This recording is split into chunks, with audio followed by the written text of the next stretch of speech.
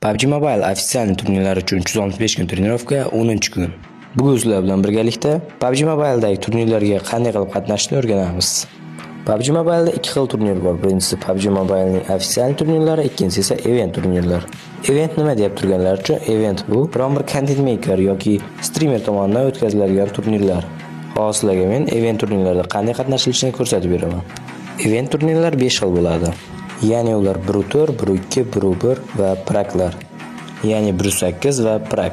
Prak nimaligini bilmaydiganlar uchun bu praktik igra. Bundan tashqari ingliz komandalarida tren ham deyiladi. Asosan event turnirlari 4 xil vaqtda bo'ladi. Ularning birinchisi soat O'zbekiston vaqti bilan 16:00 da, ikkinchisi O'zbekiston vaqti bilan soat 20:00 da, uchinchisi O'zbekiston vaqti bilan soat 11:00 da, to'rtinchisi esa O'zbekiston vaqti bilan tonggi 2 da. Event turnirlarga qatnashish uchun sizga ozgina pul, komanda va mas'uliyat kerak bo'ladi. Event turnirlarida qatnashish uchun sizlar birinchi o'rinda Scream kanal topishlaring kerak. Agarda sizlar Scream kanal topolmay turgan bo'lsalaring, mening bioyimdagi kanalga o'tib, xohlagan Screamlaringdan slot sotib olib o'ynashlaring mumkin. Ko'rishlaring mumkin, mana bu kanalda 1-4 slot 5000 so'm ekan. Bu turnirning vaqti esa soat 8 ekan. 8 da komandam ham, men ham bo'sh bo'lganim uchun bu turnirni sotib oldim. Bu turnir soat 8 dan boshlab soat 11 oralig'ida bo'lib o'tadi.